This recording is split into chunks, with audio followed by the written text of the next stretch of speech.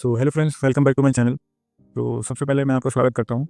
तो आज दोस्तों हम अपना फॉरेक्स कोर्स जो है एडवांस बेसिक टू एडवांस उसको आज हम कवर करेंगे। उसमें तीसरा टॉपिक तो फॉरेक्स क्या होता है, उस पे मैंने 2 वीडियो पहले ही डाल चुका हूँ चैनल पे, वो आप देख सकते हैं। और अगर कोई भी क्वेरी होती है तो आप मुझे कमेंट सेक्शन में बता सकते हैं। तो दोस्तों मैं इस कोर्स में आपको एकदम सिंपली लैंग्वेज में समझाऊँगा और वो चीज़ मैंने इस कोर्स में कवर किया है कि जो मेन मार्केट में काम करती है और जो आपके काम की है।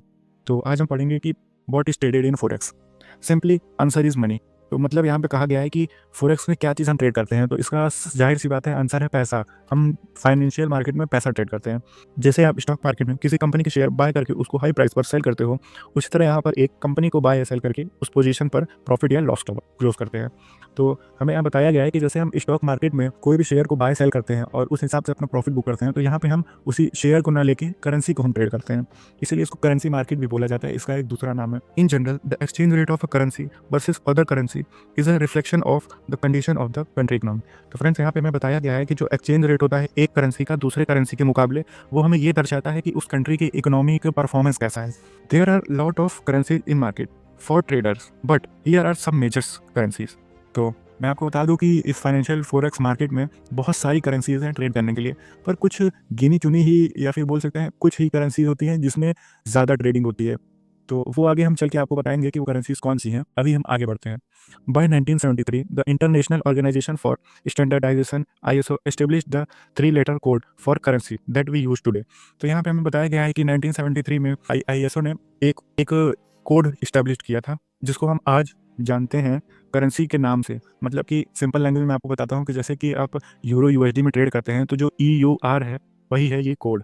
तो अब मैं आपको एक एग्जांपल के तौर पर समझाता हूँ, जिसमें जो पहला 2 वर्ड होते हैं वो होते हैं कंट्री के नेम एंड जो लास्ट वर्ड होता है वो होता है करेंसी नेम। जैसे EUR है तो EU आपका हो गया कंट्री नेम और जो R है वो हो गया आपका करेंसी नेम।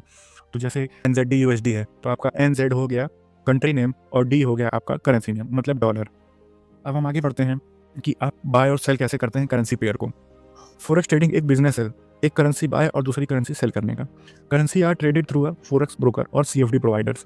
जो दोस्तों करेंसी हमारी ट्रेड होती है वो हमें फॉरेक्स ब्रोकर जो होते हैं उनके थ्रू हम ट्रेड करते हैं। ऐसे हम किसी भी एक्सचेंज पे जाके उसको नहीं कर सकते क्योंकि ये डिसेंट्रलाइज मार्केट है। करेंसी एक पेयर में ट्रेड होती है, जैसे USD और CAD, यूरो और USD, ये पेयर होते हैं फ्रेंड्स। तो अब मैं आपको कुछ मेजर पेयर्स बताने वाला हूँ जो कि आपको स्क्रीन पे शो हो रहे होंगे।